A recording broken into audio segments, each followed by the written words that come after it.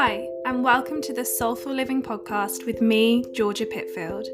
This podcast is dedicated to reclaiming our true identities and rediscovering who we were before the world got in the way. Join me each week as we journey together to strip back the layers of societal conditioning, reconnect with our soul, and come home to the self.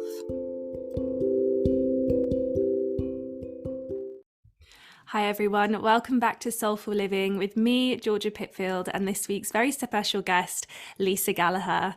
Hi Lisa, how are you? Hi, Georgia. Thank you for having me. Oh, no worries at all. I was super excited to have you on. We obviously just connected there before we started recording about all the amazing work that you're doing. And I'm super excited to get stuck into this episode and talk all about, Ireland, the land, the elements, Mother Nature. It just feels, it feels really right to have this conversation today after we had that incredible full moon yesterday. I don't know if you had a good visual from where you live, but it was insane. It was profound. It was very, very powerful. A lot of So powerful. transformation yesterday. Yeah, it feels I don't know about yourself, but the last couple of weeks I have been like burnt out. And today is the first day I'm actually starting to feel better. I woke up with positive energy. I'm feeling good. I'm getting stuff done. I'm feeling like myself again. And it just feels very, definitely feels like there's a connection there with how powerful that moon was yesterday. Absolutely. Yeah, we're definitely transitioning into a lighter time, aren't we? Yeah, I'm excited. We've just had Saturn is moving into Pisces, so hopefully, things will shift and we'll all kind of, start remembering who we are as cosmic beings, one with Mother Nature. And so, this feels like a really, really nice time to be having this conversation. Absolutely. So, you are a Bean Feasa, which is, wise woman, medicine woman of Ireland, which even just saying that sounds, it sounds so expansive. It sounds amazing. I love the way that those words sound. How did you find yourself in this space, reconnecting with the wise woman within you? I think, like many of us, I began by feeling really disconnected. I spent time focusing on work and career focused, working as much as I can, Mm, learning as much as I can, being as, you know, um, societally successful as much as I can until I came to the point of just being completely burnt out. And I think if I would bring it right back to the basics, the moment that this first seed started to really awaken within me was when I just got so stressed one day at work. And it was that last task that was placed on my head that just, that straw that broke the camel's mm-hmm. back. And I remember just really becoming overwhelmed and deciding, okay, I'm just going to step outside and go for a walk and clear my head. And I was lucky that I had the opportunity to do that. And so I walked down to a local park and I sat down in the grass and I just, something just clicked. It was just like I Mm, just couldn't go on, and I was just like, I have to leave this. I have to leave this environment. And it was that sense of just finality. It was like, okay, I've pushed yeah. myself as far as I can away from my authentic being, and it was just like being catapulted back in. And that moment, it was 10 minutes maybe, Mm, but it just changed. It changed my life. I can't really put it into words, but after that point, um, I started to put plans in place to leave not only my job, but ended up leaving that whole side of my career and really having to reconnect with myself. It was, health driven. I was burnt mm, out physically, emotionally, mentally, energetically, and I just couldn't go on. Like I was having physical symptoms daily. I was waking up with nausea. There was, yeah. I would get really stressed if the phone would ring, and it was getting to that point. And I think when you reach that stage of disconnection, you have to strip it right back to the basics. You Mm, have to strip it right back to rest, to listening into your body again, to rebuilding.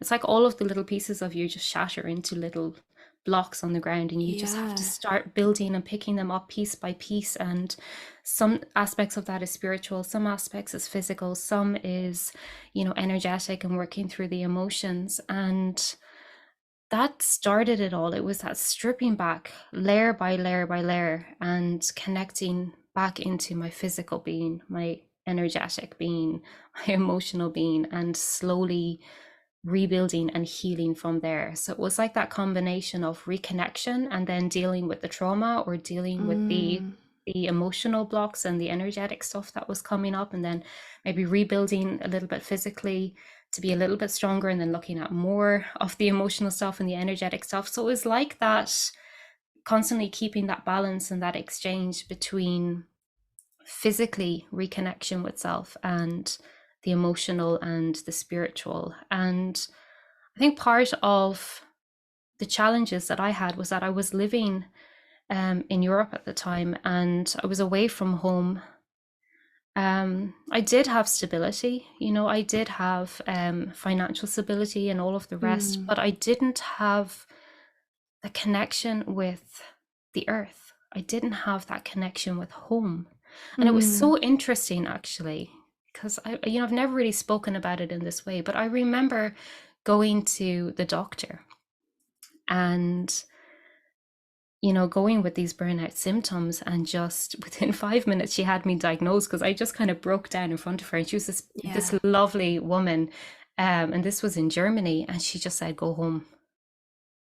Oh, She's wow. like, actually just get on the plane and go home. And it took me a while then to actually to follow through on that, but she was right.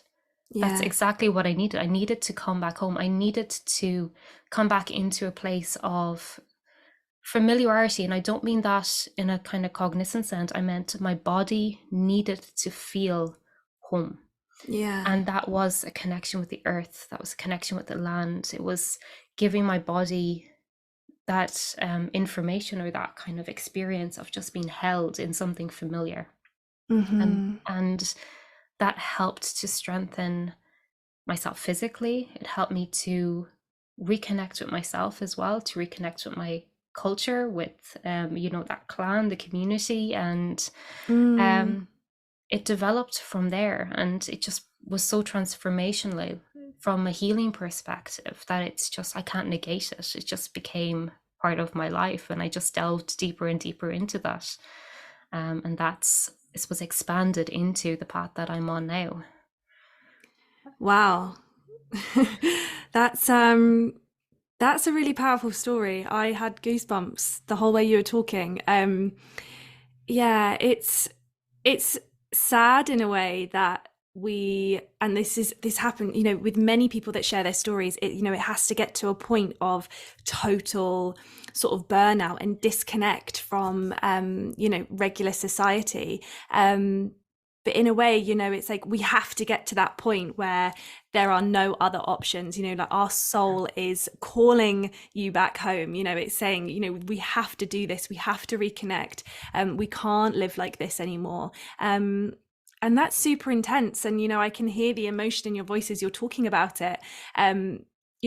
We call it the dark night of the soul, and sometimes that can last for a lot longer than just one night. It's months of this. It's life as we know it has come to an end, and there's this rebirth, and this new life that needs to be built. And I love that analogy, picking up the pieces that have been shattered everywhere and seeing what pieces. It's not just sticking everything back together, it's seeing what actually needs to come with me into this new life, and what do I leave behind, which is big. And making decisions to move back to Ireland after living abroad, it can be really challenging to actually do that, to actually go home, when we've set out to go somewhere else. If we have big dreams of going to live somewhere else and work abroad, and then actually making the decision to come home. But sometimes that's what you need. You need to leave to fall back in love with the lands that you were reared on. And so yeah, I think that's such a really, really powerful story. Thank you so much for sharing that.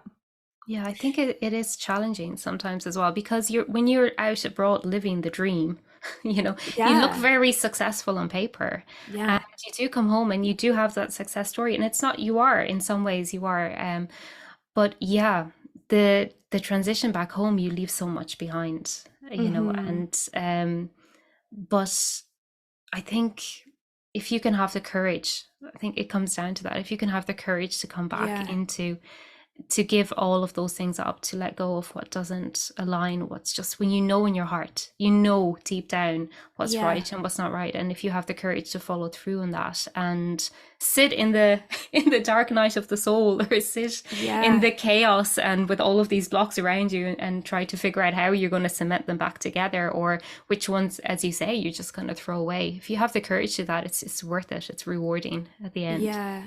Oh, totally. And I think it's really nice when someone shares a story like this where the coming home it was the success story, because I think a lot of people, just people that I know or I've spoken to, this idea of coming home is almost an idea concept of failure for a lot of people. It's like they didn't quite make it or they had to come home, and actually reframing that and coming home being this success story, going and finding what you need somewhere else abroad, but with this dream that you might have had, and bringing back the parts of you that you found over there, and yeah, bringing them back to make yourself whole, back home where you came from, is a really nice way to think about it, because I know there's a lot of pressure for people to have big dreams of where they should be living and working, and corporate high flyers. And actually, a lot of us, especially as women, but I think as humans as well,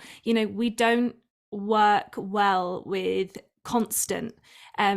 We need rest. We are animals at the end of the day. Everything in every being in the animal kingdom and every part of nature rests at some stage.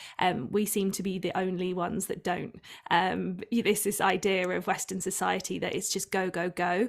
Yeah. And I think we're waking up to it a lot more now. Certainly, I'm seeing a lot more of people understanding that you can't live constantly going, and I think COVID had a big part to play in that as well. With everybody taking more rest because they had to. Things weren't open, and realizing what they were missing. It's so vital. Yeah. I think COVID really transformed a lot of people's perspective on life as well, because we Hmm. are brought up and we're sort of programmed in a sense to be to define success as you say, the corporate high Yeah. flying jobs, to be financially successful and stable, to have a really elaborate CV, or to be highly skilled in Mm. basically making money for other people, or Yeah. serving a set kind of agenda. And I think for me, COVID, what I loved about it actually was that prior to that, I'd started my healing journey before that, and I just thought, oh, there's so many people who are just disconnected, or who are caught up in this idea of having to push, push, push, and not living more in alignment with their body. And as you say, particularly as women, we need that cyclic Yeah. pattern. We need that time of rest, and we're like really proactive maybe 2 weeks of the month, and then really dormant Yeah. other 2 weeks, and that's just how we work best. And I just kind of had the sense that people were choosing that, because it felt like a choice. When I was younger, it felt like a choice to follow that, or to live a simpler life. But when everything was locked down and people were left, where the shops were closed, and they were Hmm. left within their 5K, as it was here, I just find it really inspiring that people turn to gardening so quickly. They turn to Mm. nature so quickly. And I just thought, God, it's not the people, it's the system. It's not, the Yeah. people aren't asleep. They're not, they know that we have this Yeah. innate knowing and desire to connect with nature and to connect with the world around us. And it's not a case that they're choosing the money over that, or they're choosing the corporate lifestyle over that. It's just the pressures that society places upon us. But it was quite inspiring to see that there's a lot of hope, there's a lot of potential in people to really bring in a deeper connection and support their well-being and find that kind of happy medium. Yeah, absolutely. And that's so right. I guess I didn't think about it like that with in the concept of COVID, and but you're so right. People very quickly turned to nature. People, I was still living in London for the majority of the COVID experience, but it was everybody was going on their one walk a day. You're allowed one trip out of the Yeah. house per day. I don't know if it was the same here. So, that was it, one walk a day, and people would be so excited for their walk. And like, when was the last time we heard people be so excited, to go on a walk? Some people do, but especially, within the workplace, I was still working in the corporate environment then, and people would be talking, have you done your walk today? Oh, I was walking here and it was beautiful, and I saw this and that. Yeah. Very quickly, yeah, that love and that. As you said, it's an innate knowing. It's a deep connection with Mother Earth and nature. We are part of nature, and our soul knows it. And we can try and pretend that we're part of this modern world as much as we want. But when the cracks start to show in the modern world, and let's use COVID as that example, and everything shut down, as you said, very quickly we're back into who we have always been. And Yeah. yeah, that's beautiful. Yeah. So it's really awakening that remembrance. It's Yeah, not a fact that people are completely disconnected or they don't have the ability to connect or feel into nature or feel into that presence. It's a matter of remembering and active little taking active little steps to connect and to find meaning. And I think finding meaning is the simplest way for me. It's what I love to do the most, is to find little ways to integrate that relationship or that connection with nature into my everyday life. And like even going for a walk and just giving meaning, to the yeah, trees, giving meaning to the birds that are flying by, giving meaning to that time that you're taking to spend. And it animates the world around you and it makes it's like you're walking in oneness, if yeah. that makes Love sense. that. Yeah, absolutely. Amazing. Okay, so your business that you have Yeah. is Croí, which translates to Heart of the Sea. And I know you hold online, you have an online learning community, you hold in-person land trainings, you facilitate apprenticeships into the Bean Feasa lineage. Tell me a bit more about how this work came to be. What was the first step you took in, awakening this part of your being, and this service, after you decided to move back home? Oh, good question. It flowed into being, really. I started off really, really simply. I wanted to share what I had learned on my path of recovery with others. Mm, I made significant changes in my life, and I could do that because I wasn't married. I didn't have kids. I didn't have a mortgage. I didn't have all of these commitments that other people have. And I was so aware that there's so many people who need to find that balance and that health and that alignment and that reconnection with themselves and that spiritual connection as well, but who aren't in the position where they can just, you know, cancel everything and just yeah. start again. They still have bills to pay, and so I was really aware of that. And it started by trying to support people, to just ground, to give them the basic skills that they need to help them to align. And that's how it began. And then I had a small group of people that used to come for, be it sessions or be it for walks. I used to bring people out to walk the land and to um, reconnect with elements of nature that way, and to help them to stabilize their own well-being and their own nervous systems as well. So it was a lot of it was focused on kind of stress and connection to nature. And this was pre-COVID, so this was when Mm, people were still in that place of disconnection. And then really those people just stayed. I was like, okay, we want to learn more and we want to we want to develop more. And so it was a blend of supporting them through their journey yeah. and then creating the space for them to expand in, and then for myself as well, as continuing my own journey and doing more priestess training and deeper connection with the land and deeper ceremonial work with the land, and just journeying deeper and connecting into the Divine Mother more. And I used to work a lot with the mountains energy and the trees and the earth. But I started to work with the sea, and the sea was calling.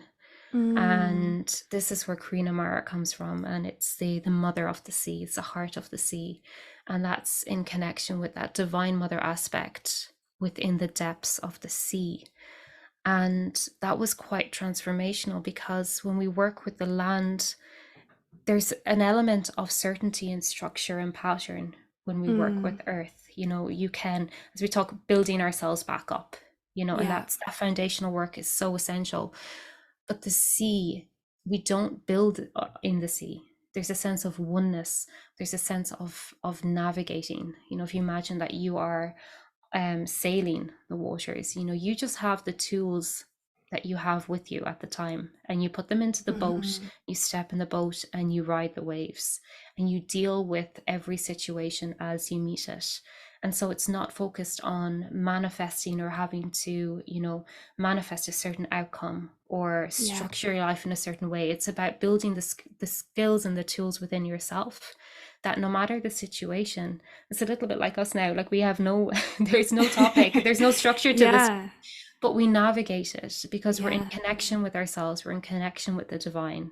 We Yeah. have the tools within us that no matter what topic arises, no matter what situation arises, that we will find enough, we will be able to navigate it, because we have that center and that alignment and that sense of being one.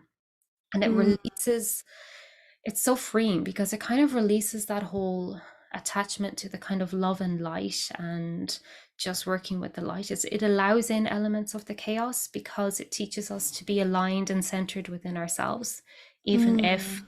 the environment around us is chaotic. And it's also bringing in that kind of subconscious and the programming, and the deep emotional healing, and just the release of all those kind of ancestral attachments, and the trauma that we've picked up through our lives, and just coming back into that state of oneness.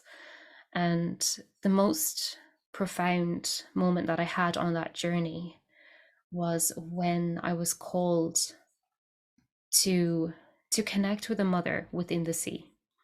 And so Yeah. there was a part where I had to kind of step out of the ceremony, because we can't do all of these trainings in circle, or, through group ceremony. Some of it is just our Yeah. own experience and path. And I was called to go into the sea. It wasn't enough to swim in the sea, because your head is like above water most of the time. I had to go Mm. in and be in the sea. So I decided to go scuba diving, because that Yeah. would take me right deep into the waters. And that experience was both terrifying and then just absolutely beautiful. Like, the first time going in and having to just be deeply, deeply present, like to the point where you have to focus on your breath, because if you don't breathe, you can damage your lungs, or if you go Mm. up too fast, or, there Yeah. was a real, like, you just had to be present. And I don't think I felt that sense of presence before. Like, I felt being still and I felt being at peace, but it was really when I was in that space, just suspended in time and space. There was nowhere else to go. You couldn't go anywhere. You couldn't just leave the instructor. You just had to Yeah. keep, bobbing along somehow to get to the other side. And you just had to be still and present in that moment, so still, Yeah. and just breathe through it. And at first I was terrified. There was anxiety was coming up, and I just had to breathe Mm. through it. I just had to keep going. And I remember, like, there was times where the silt would rise and we couldn't see, and then the instructor would have like this little lamp, so every so often you'd see this little light coming through the silt, and it was like that light at the end of the tunnel, and then this hand would reach out. We used to call it the hand of God, because it was like that. The instructor had seen us, get stuck in the seaweed or somewhere, and was pulling us back to safety, and just, Wow. but he never took us out of the water. He kept us in there, and was just brought us into a state of calm again and breathing. And finally got out of that dive, and was talking. I went with my brother and my sister-in-law, and we just had a cup of tea, had a moment to kind of settle our nerves. And, like, I really did struggle with that first one, but Mm. we had a second dive booked. And I was like, do you know what? I'm going to go back in, because you can't sit in that fear. You can't sit in that Yeah. discomfort. I was like, I'm going to do the second dive. So we put on the equipment again and went in. and went underwater. And the first thing that I saw was this beautiful conch shell Mm, just lying there. And it was, it was quite large. Um, and that symbol showed up so many times for me. I actually have one. The first one that I had, I got when I was in Peru, up in the Andes. I just knew I needed to go to Peru and get this conch shell. So I managed to wow. actually find one in this local, small little local shop where this man Mm, was selling, tools or little bits and bobs from his own lineage. And I found this really old conch shell. And so that symbol was always really relevant for me. But I saw it there in the second dive and I was like, oh, yeah. I knew then that there was that presence. I knew the Divine Mother was there. I knew that I was Yeah. held and that I was safe, and went in the second dive and just embraced that, being still, embraced being in that presence, and that state of being in between the realms. And when you do that, I don't know Mm, if you've done scuba diving, but if you, yeah. when you're under the water, there's no landmarks, there's no boundaries. There's just Yeah. oneness. And all of the different beings, all of the little starfish and the fish, and they all just swim together. There's no discrimination. There just is, and you're just present and you just are. Yeah. And you just navigate. You just see what's around you, you see what's in front of you, and you just stay aligned and stay present and move forward. And that became Mara. That whole concept Wow. just shifted. Yeah. So that was a really transformational journey for me. And it's just made navigating this path so much easier because it allows for that kind of blend between the realms. You no longer have to Mm, be either spiritual and vegan and following this kind of set ideology of what it is to yeah. be spiritual, or, mainstream. You can just blend in and navigate between the realms and just Yeah. be.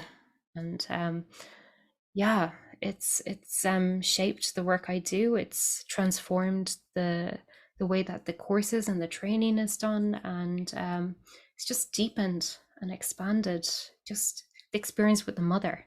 Because we often think Yeah. of Mother Earth um, in the land sense, and we often think of that kind of support, but the mother exists within the sea. She exists within each one of the elements. It's just Yeah. beautiful to have that experience. Wow, what an amazing story. Yeah, I just, as you were talking, I really felt like I was there, and I haven't thought about the sea representing that blend before, and that feels really powerful.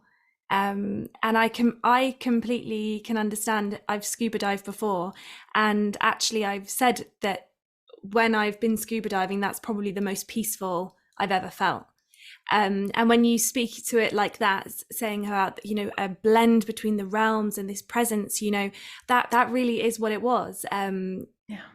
You almost you're From my experience, it's almost like I was a guest down there. That this was Mm. their world. This is I was experiencing it without and trying to experience it with full presence, without ego, without expectations of what I would see or what I would feel or the temperature of what the water should be or the visibility or what, fish I wanted to spot. It's just going down and just being.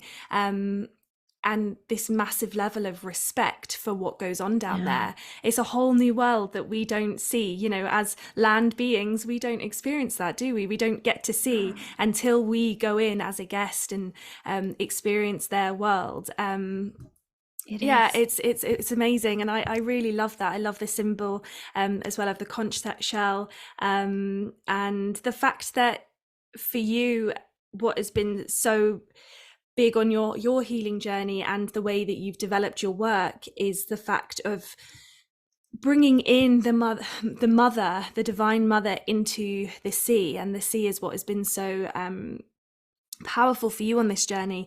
And you're right, often we do think of mother as the land. The medicine woman, I'm in a medicine woman training at the moment, and we're working with the mother as the land. So for me, that Yeah. feels really Really amazing at the moment. I'm absolutely loving it, and it feels so warming to me to have this mother energy so close by. But I love the idea that she's in the sea as well. You know, we're never Yeah. without her. In that No. respect, if she's in all elements, we can always call her in, which is, yeah, that feels so nice and comforting. Yeah, Yeah. And it's interesting that you mentioned about the different worlds. And yes, they have a completely, like, there's a whole part of this reality that we're in, this world that we're in, that lives so differently to how yeah, we do on the land. And yet we came from the sea. Like, we mm, rose, even as a species, we rose from the sea. And I think it brings us back to that core connection of who we are. And what it mm, reminds me of is the very first moment of, I suppose, not even of incarnation, of creation, of their very, mm, very first ancestor that rose from the sea. You know, that transition, it's that space that holds us when we transition from the soul aspect and the cosmic aspect of who we are into physical form as a mm, species. And even when we look at the conception from birth, you know, we come from source and we go into the sacred waters within our biological mothers, and we grow yeah, and expand, and then we move from there into the land. So it is that space that yeah, holds and nurtures life until it's ready to walk the land. And it is such a sacred component of this journey. We do kind of tend to mm, overlook it, and maybe overlook that divine mother that lies within that space. yeah, But it's profound, and it connects us to the cosmic mother too. So for me, yeah. there's the cosmic mother, and then there's that her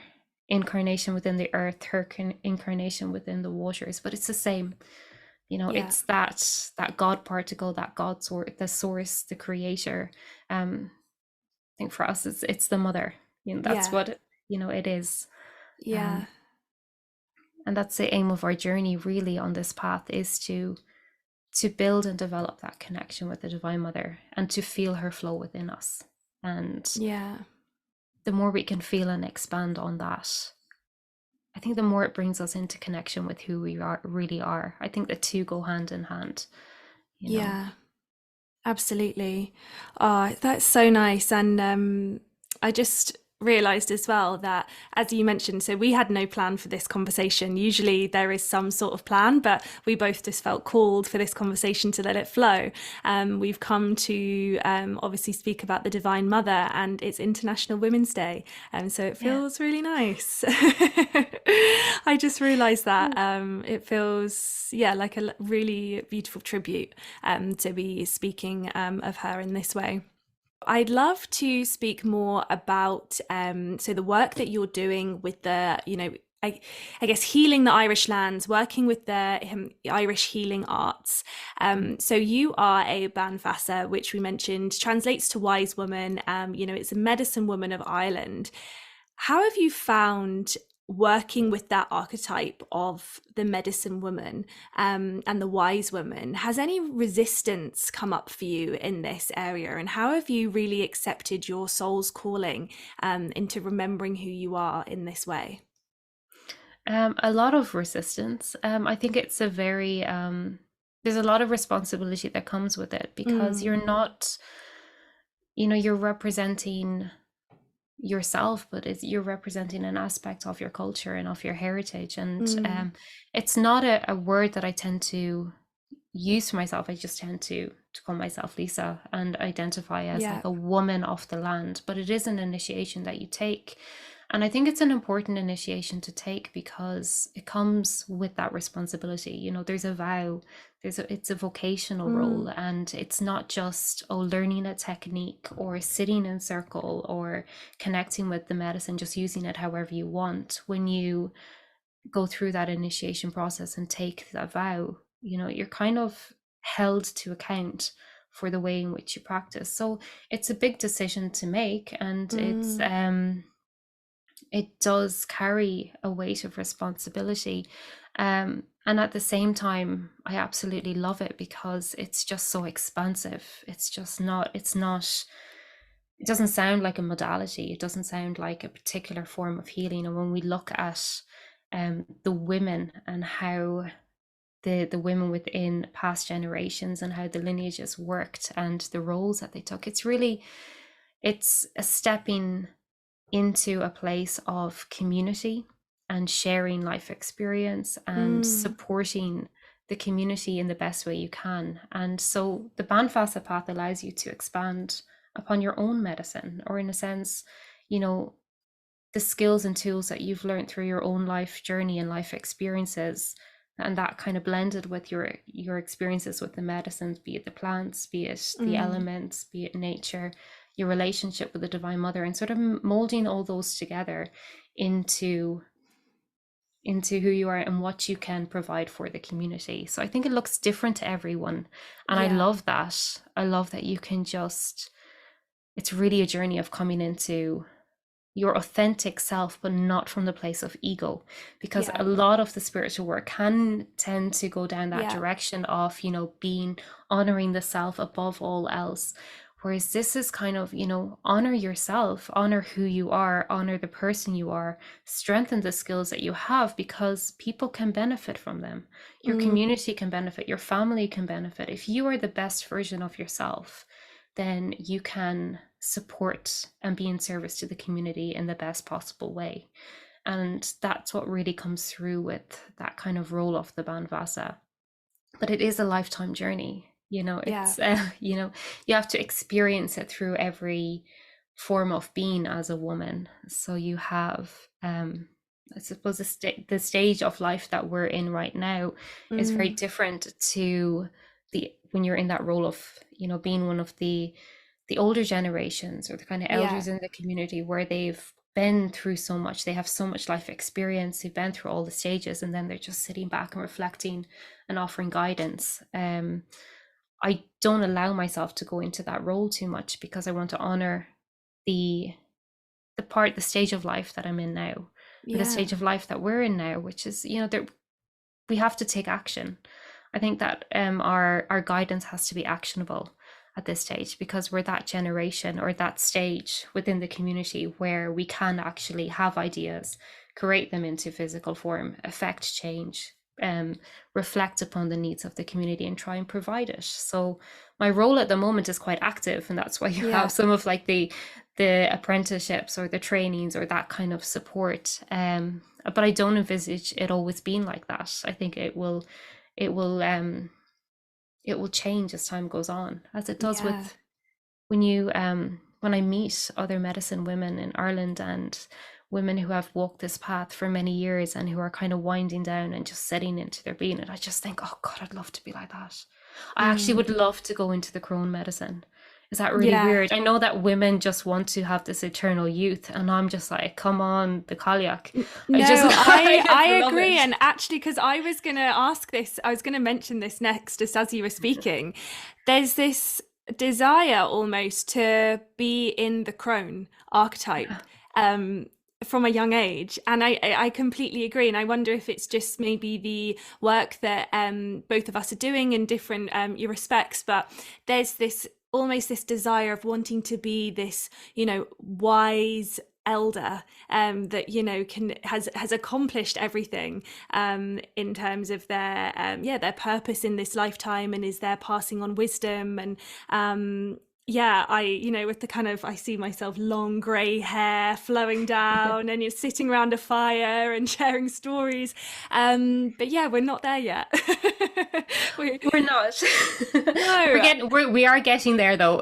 yeah, getting a But few of the grey hairs, but we, and I think that actually, I think, can be applied to so many different aspects of life, of this idea of wanting to jump ahead, yeah, wanting to reach that kind of peak of whatever it looks like. So whether we think it's, the peak of our spiritual path, or which again is a whole nother concept to unpack, because yeah, that's a different conversation, or like the peak of our career or our family life, or For some people it's this idea of, I'll be happy when, or, I need to have a 5 bedroom house and a really nice car, and I need to be promoted to director of the company that I work for, and all of these ideas, whatever it is. For us, we're talking about, being the crone and the wise woman. Actually, why do we always want to jump ahead? Why is it, what is it in our society that we live in that so many of us have this desire to jump ahead to the end goal? And with that, it's almost dismissing the beauty of everything we have to offer right now, because we're still learning, and part of the learning that we're doing now is shaping the work that we're going to do. Yeah. Yeah, so it's a really interesting concept to think about. I think that we're sort of programmed in a sense to look for comfort, happiness, and purpose outside of ourselves. And I Yeah, think that that serves aspects of society. It drives the economy, it drives all yeah, these different aspects. And so we're brought up with this concept of our external worth defining our purpose and defining our happiness. And I think that drive towards wanting to be the next stage is kind of programmed within us, because if we would stop and just sit down and be content where we are, there are so many um, structures within our society that we just kind of fall apart. Um, Harmful ones, yeah, but capitalism wouldn't thrive as much if people just started to be happy where they were yeah. and accept the roles, accept the life that they've been given, and just navigate it and just learn to be content and Mm, to look within the self for all of these different things. And this appears in so many different forms, and we talk about it now moving into the Chrome, but you see it particularly in like relationships. That's a really good example where people are yeah, looking for their other half, or they're looking for that yeah. other part of themselves to fulfill them or to make them Hmm. complete. And while that need is there, and while that program is there, and while that's supported, that whole belief Yeah, system is supported, then it does disconnect us, and it's almost like a form of disempowerment. I don't want to bring the tone down and say, but it is that mm, need to, that drive to be bigger and better is also disempowering, because it means that we're not content with who we are, and yeah, we're not happy with who we are. And while we're looking outside or looking to the next step, we're not fully being empowered in this moment in time with what we have. And if you yeah, imagine, like, we are like who we were 5 years ago compared to who we are now, yeah, we have so many more skills, and so we are the version that the 5 year younger version of ourselves wanted to be. We are that person now, and we're still looking for more and still looking for more, and that is that kind of capitalism, and yeah, that the Western drive, I yes, think. um yeah, so yeah. wounding, really. We should be very content to be where we are right now. Yeah, absolutely. And it is hard to get away from. It's easy for us to sit here and say, we have everything we need within ourselves. But for a lot of people, it is hard to try and understand that concept, that we don't need to always strive ahead.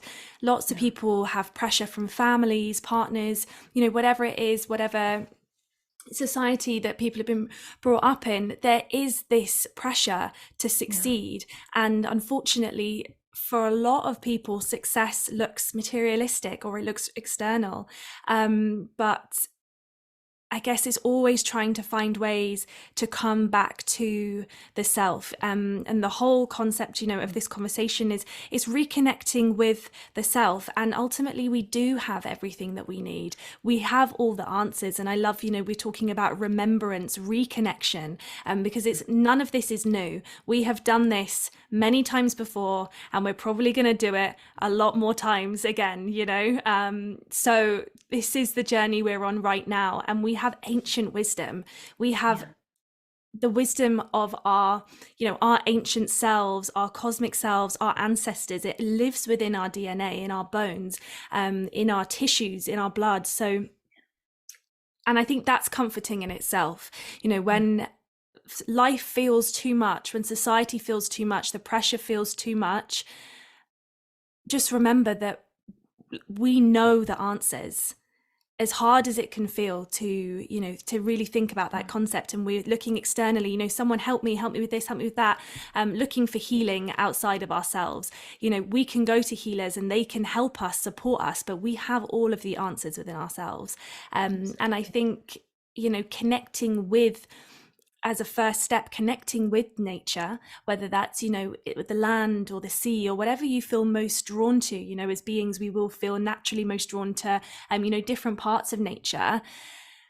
And as you mentioned earlier, you know, remembering that oneness. Sorry, my lights are just flickering, obviously something the energy's It's a like what great I, moment of inspiration about to come here. yeah, there's what you mentioned earlier about oneness, is beautiful, because we can always come back to that oneness. We can always come back to nature. Nature is right outside our door. No matter where we live, we can find it. Even if you're living in a busy city, you know, nature in some capacity is never too far away. And it does represent that oneness and that mother, and that coming back, that remembering, that restoring, that reconnection, which is just, yeah, it's beautiful, and it's a huge part of my journey now that I'm moving into, and I think it's really inspirational, your story and the way that it's helped you so much in your healing journey, and how you're able to facilitate that journey for others as well. Yeah, there's a beautiful concept, and actually, I don't remember um, the man who developed this concept, but he divides it into the inner terrain and the outer terrain. I'm Mm, sure if you Google it, you find it. But this really comes down to the core of what we're talking about here. It's, you know, we're not just connecting with nature, but we're recognizing nature as one with us, mm, as part of us. When we connect with the element of earth, we're recognizing and reconnecting to the elements of earth within ourselves, within our, you know, the skeletal structure, that stability and strength within us. mm, The water is likewise the air, this the sacred breath that flows through us, that gives us life, and that warmth within ourselves too. So while we connect with nature, we're not only reactivating that remembrance within ourselves, but we're bringing it into alignment, and we are bringing it into that sense of connection, safety. And as you said, we have the wisdom of the ancestors, and they're within our bones, and they're within mm, the earth. When we touch the tree, and the tree is connected, and the roots go right down, layers down into the earth, it's connected to all those layers of earth that were the topsoil when our ancestors walked it. I find that amazing. mm. It's like my Yeah, favorite part is like the fact that we can place our hands on a tree and connect down into the roots of the tree and go back thousands of years yeah, through the wow. layers of soil, and really feel into all of those imprints, all of that energy that is held within the land. It's just a matter of remembering how to do it, and just taking the time and presence to sit in it. It's just incredible. As you Yeah. say, we have it within us, and nature is our teacher. It's our greatest teacher. Thank you so much for all of this. Yeah, wisdom. It was really such a wonderful conversation. And as we mentioned, there was no structure to this. We just wanted to allow spirit to flow, and, you know, whatever needed to come out was going to come out. And I think it, yeah, I absolutely loved being in conversation with you. So thank you so much.